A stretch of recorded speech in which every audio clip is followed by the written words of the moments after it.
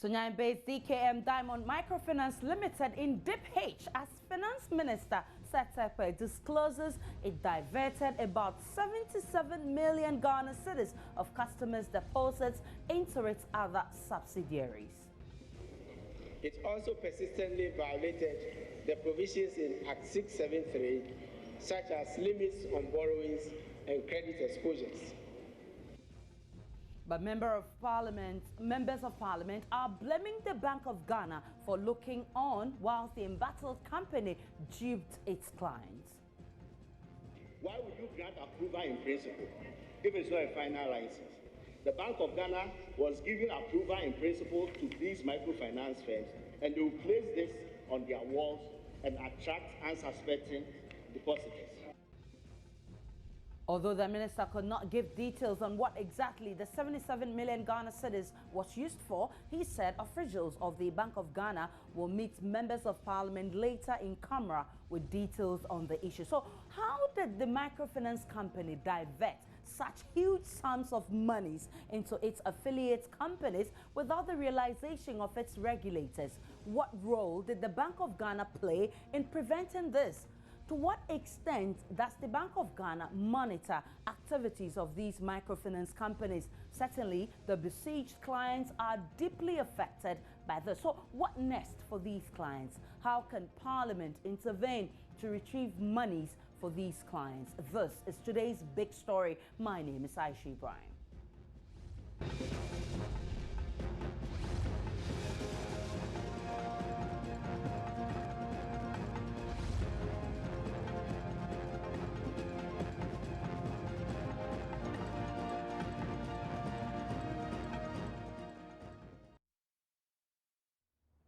An investigation by the Financial Intelligence Center revealed that the company collected 115.2 million Ghana cedis from customers but had only 10.8 million Ghana cedis in its account at the time of investigations. Now, the money is suspected to have been diverted into affiliate companies, the DKM Mining Limited, DKM Transport Limited, DKM Share Butter Limited, DKM Gas Filling Station, and DKM Cement Depot Limited. Now, the microfinance company was found by the Bank of Ghana last year to have flouted the regulations of the sector. We can now listen to Finance Minister Seth, who briefed Parliament today on the microfinance scam which shook the banking industry last year. DKM Diamond Microfinance Limited is a Tier 2 microfinance company with its head office in Sunyani. It has 6 branches at Wenchi, Techima, Bogatanga, Wa, Brekum, and Nkranza. The company was incorporated on 3rd April 2013 and was granted a license to operate as a microfinance company on 25th October 2013.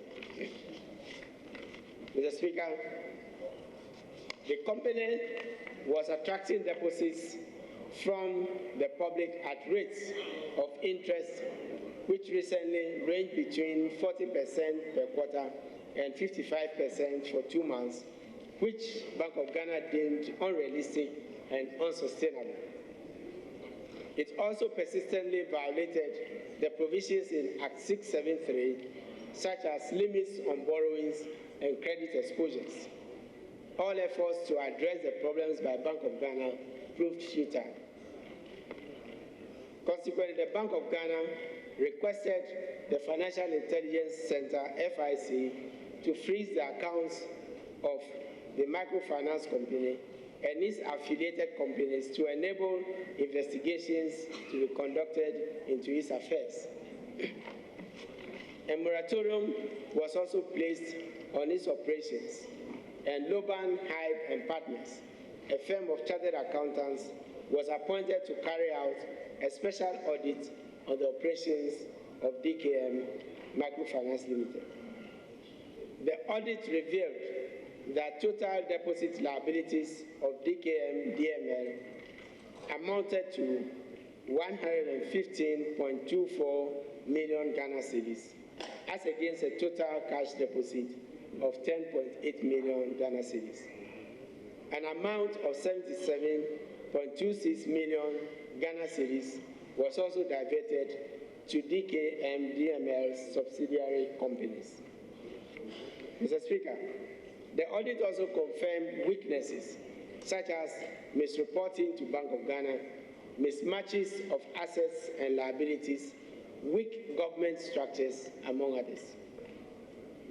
DKM has made several promises to pay its customers, but these have not materialized. The Bank of Ghana has initiated action to revoke DKM's license, and the process of liquidating the assets for the company and its subsidiary to pay off depositors has commenced. Mr. Speaker, going forward, Bank of Ghana has taken the following measures to sensitize the microfinance subsector. A, it has strengthened its supervisory role through off-site surveillance for early detection of distress and effective on-site examination to confirm compliance with regulatory requirements. This follows the establishment of the other Financial Institutions Supervision Department, which is dedicated to microfinance institutions. B, the bank has deployed 5 staff to its regional offices at Sunyani, Kumasi, Takoradi, and Tamale for ongoing surveillance of the microfinance institution subsector. C, the bank has intensified the campaign through its Public Education Committee against the activities of unlicensed microfinance institutions and to accurately inform the public on financial literacy. D, Bank of Ghana has resourced the umbrella associations such as the Ghana Association of Microfinance Companies, Ghana Cooperative Susu Collectors Association, Money Lenders Association of Ghana, and financial non-governmental organizations, and collaborated with them and law enforcement agencies which are part of the umbrella to address the menace of unlicensed microfinance institutions.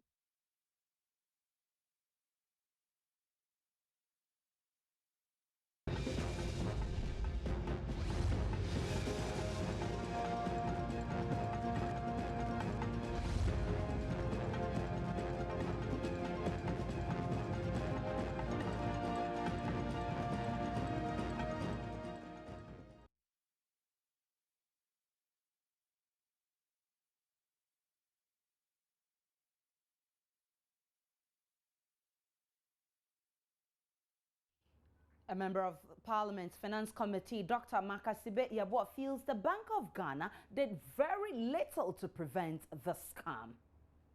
Approval in principle is not a final license. And an approval in principle does not permit you to carry on the business of banking or microfinance. If that's the case, why would you grant approval in principle if it's not a final license?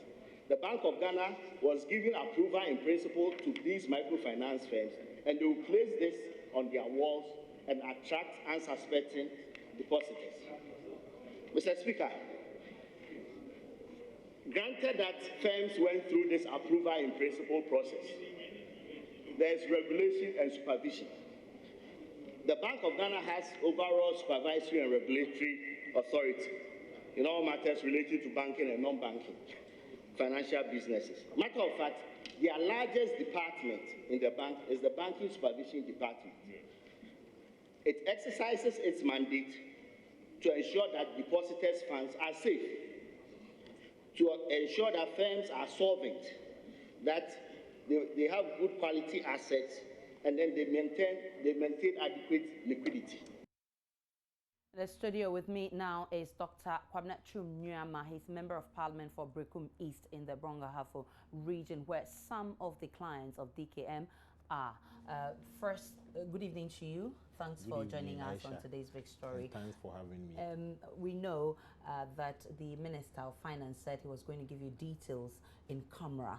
Have you had that details? What did he tell you? Unfortunately, after the open sitting statement by the minister. Right. We could not have the in-camera meeting, so I'm sure the leadership of Parliament will liaise with the minister and the Bank of Ghana to fix a date for the closed sitting to take place. You're a member of Parliament for the people of Brekum, which is also in the Bonga Hafo region. I'm sure some of the clients of DKM are in your constituency. What have you done so far, and what do you intend to do, especially with this new revelation, to help address the issue? Sure. I think right from day one, our feeling was that this situation has happened because of the, if you like,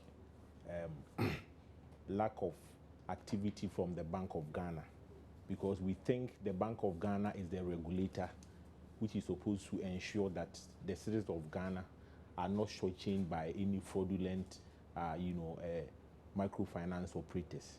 But from even the statement the minister gave this morning, we realized that they sat down and allowed these operators to operate for close to 4 years without any serious supervision, and this allowed them to more or less swindle the unassuming, unsuspecting customers. A lot of them are in my constituency. We have about close to 6 to 7 different operators in my constituency, and a lot of my people have suffered greatly from this situation. Exactly. And so we are expecting that once the Bank of Ghana and the government is more or less liable in causing this mess, we think that the government will have to step in to ameliorate the difficulties our people are facing at the moment. Just like one of our colleagues said on the floor, this is a national disaster. A lot of people have suffered. People have died because of this. Exactly. Families, marriages have broken down because of this. Students have had their schools truncated because their parents cannot pay their school fees. Businesses have grounded. Yeah. And the worst of it all, Brown Hafo is one of the food baskets in the country. Most of the farmers in the region have had their deposits erased by this microfinance people. And if we do not take care, we are going to have a food shortage in this country in the year 2016. So I think the earlier the government puts its acts together to solve this problem, get our people their deposits for them to go back to their normal lives, the better it will be for the whole of Ghana. I'll have you hold and go onto the phone line where we have Chairman of the Finance Committee, Honorable James Klutse Aveji. Good evening to you. Many thanks for your time on today's big story. Well, we're told we've lost him. We'll try and get him back. But let me come back to you. When are you meeting members of the Bank of Ghana to brief you, give you the details of this new revelation? And how do you, members of Parliament, and speaking for yourself, how do you intend to push for the Committee of Finance, for instance, to ensure that this matter is dealt with and brought to its logical conclusion? I think, first of all, for the meeting, the business committee with the leadership will have to decide on when we're going to meet the Bank of Ghana staff. I know when the minister was speaking, he made mention of a certain bill that is on the floor to try and more or less streamline the banking atmosphere to prevent future occurrences of these things. It is in the right direction, but we think that those who have already fallen victim to these unscrupulous acts will have to be compensated adequately, because we think the government and Bank of Ghana have allowed this to happen. And since they are the regulators, steps should be taken to compensate them adequately. And then in moving forward, we will now put in place stringent measures to prevent future occurrences of this phenomenon. So we are expecting that the Ministry of Finance, the government, the Bank of Ghana, they will put their acts together and compensate all the deposits adequately so that they can come back to their normal lives. As it is now, a lot of them are really seriously suffering, and we want to, take care of them to ensure that they can come back to their normal life as early as possible. I must say that we're facing a bit of challenge with our phone lines, but as soon as it's rectified, we'll get the chairman of the Finance Committee to speak on this matter. We'll also speak with a member of the Finance Committee, Dr. Sibe Yeboah, who is accusing the Bank of Ghana for watching on, for all of these to happen, something that they could have prevented. And then we'll cross over to Brong Ahafo and speak with one of our correspondents to tell us how the people are coping and again what they're doing with this new revelation. We'll speak also to a microfinance operator to tell us how they feel about all of these operations and what their colleague DKM is doing. But Honorable, you're accusing Bank of Ghana for not doing its job well. Bank of Ghana says because we did our job well, that's why we're able to even notice that something like this was happening, and so we caused the shut of the company. So how do you accuse Bank of Ghana for not doing its job well? To the extent that it had to take close to 4 years for Bank of Ghana to suddenly wake up from their slumber to start acting. And mind you, it wasn't just one company, it wasn't two, it was close to 15 different companies operating in almost all the main towns in the region. We were told this morning that there's even branches in Tamale and Bolgatanga. So it baffles our minds as to how come a state institution like Bank of Ghana with branches all over the country, there's a regional branch in Sunyane. So how come there was no surveillance intelligence units for them to even notice that, I mean, the amount of money these companies were operating with.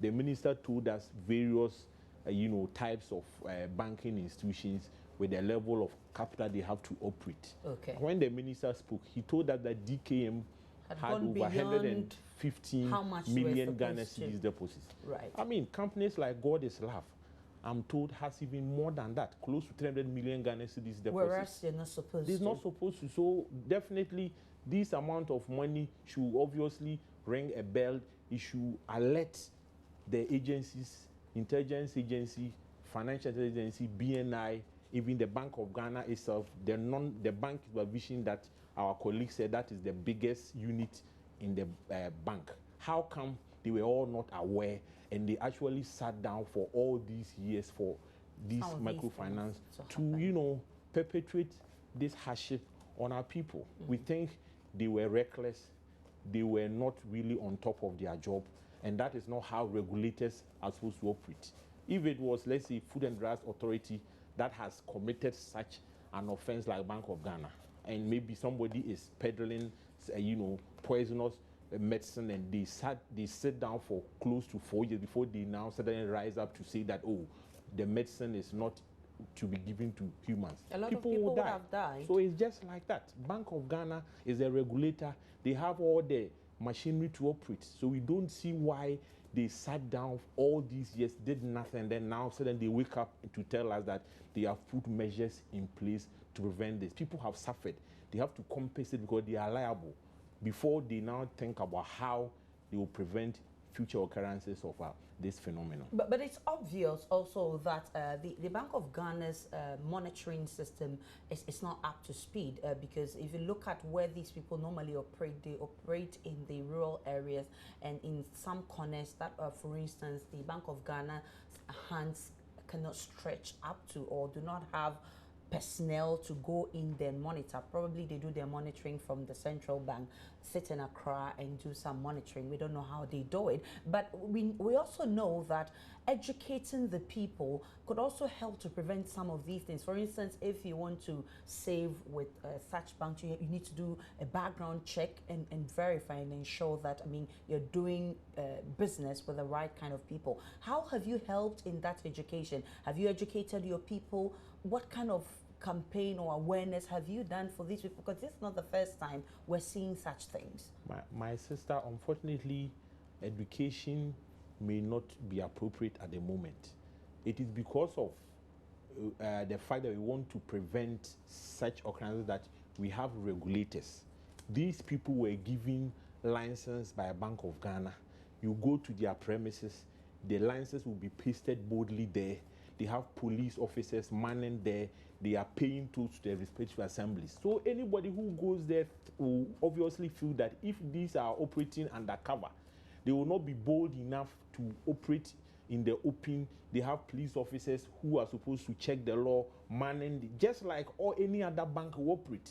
No matter the education you give them, people will feel that once they have all these, things going on with them, obviously they are doing the right thing. Right. So that is how come we are really appalled that you give them these provisional licenses and then you now wait for 4 years, you come back to tell us that you have now revoked all of them. Secondly, Sunyani has a Bank of Ghana branch. That is where the headquarters of DKM is. You go to places like Brekum, Techiman, Nkranza, that is not far from Sunyani, and they are all urban places. So it's not like these happen in remote areas that if you want to really supervise, you will not be difficult. So they do not have any excuse not to have done what they were supposed to do to ensure that if these guys were not following the law, they should have been dealt with long time so that you have at least reduced the number of people who have fallen victim to their unscrupulous operations. So how do we get out of this situation? Because Bank of Ghana says that, they are not entitled to pay monies to these people because they did not take their monies. Or they may have faulted, but the people need to get their money. The people are frustrated. They need their monies to do businesses. As a member of parliament, how do you come in here? What we are saying is that the people who are victims are Ghanaians. It was the duty of the government and Bank of Ghana to have ensured that their monies were protected. Bank of Ghana and government slept on their job, and it allowed this thing to happen. So they are liable. They have to compensate them so that moving forward, steps will now be put in place to ensure that these things do not happen again. Bank of Ghana can never absolve itself of blame. So is the government, because they are supposed to protect the interests of the common man against all these charlatans in any of the sectors in the country. If you don't do that, then you cannot, certainly, you are liable to compensate the people accordingly. Let me speak with the chairman of the Finance Committee of Parliament, Honorable James Klutse Aveji, who is on the phone line. Good evening to you. Many thanks for your time on today's big story. Good evening, Aisha. Honorable, we know that the Minister of Finance wanted to meet you in camera and give you details about this new revelation of 77 million Ghana cedis going into subsidiary companies. What was the details, and how does the Finance Committee intend to ensure that this matter is dealt with the urgency that it needs?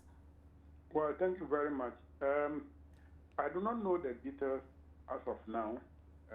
So we are actually waiting on the finance minister to come to the committee and brief the committee, after which we will know the details and know how we can handle the issue appropriately. But the issue about the agency, yes, it's a matter of an urgent nature, and for that matter, the committee, despite that we have a lot of work that the committee is handling, we will look at a time probably early next week, so that the minister can come and brief the committee about the issue. Well, many thanks to you, Honorable Klutse Aveji, for speaking to us. He's chairman of the Finance Committee of Parliament. You heard, Chairman, I know you're not on the Finance Committee, but you are a member of Parliament, and of course, it's a duty on you and the other MPs in the Bonga Hafo to ensure that this matter is resolved. How are you sure this will be resolved? Because it seemed to people that it's going to be a very difficult task. They've squandered the money. The people are frustrated. How do you get the money and give? I know there was a court order. They pulled out the things in their office, but how much can that settle? Regarding the number of people that they've defrauded. Well, I'll first of all say that it is through the prompting of the minority MPs in the Brong-Ahafo region that led to the Minister for Finance coming to brief members, as we saw today. And we are not going to rest on our OS. We are still going to push. We are insisting and saying that looking at the balance sheet of these companies, it is not possible for them to be able to pay, even if you liquidate their assets. As the minister said, that's what they intend doing. We don't think that will be able to do that. So we are insisting that to actually solve the difficulties our people are facing now, the government will have to step in, pay the people their deposits, so that the government will now deal with the operators. Whatever money they are able to get from the liquidation, the government can use it to offset some of the costs that it will incur whilst trying to, pay the deposits of the people who have suffered now. Because we think that the government is liable, the Bank of Ghana is liable, so they cannot allow the people of Ghana who have fallen victim to this to suffer. You have said that, rightly said, that businesses have grounded, people's education have stalled because no money to pay school fees, marriages have broken, and the list is long in the interim, because this seemed to me that it would take quite some time to get this issue resolved. In the interim, how are you going to compensate these people or make them feel that, of course, they're being loved, and for them to even have the patience to wait for this whole matter to be dealt with? The bottom line is money.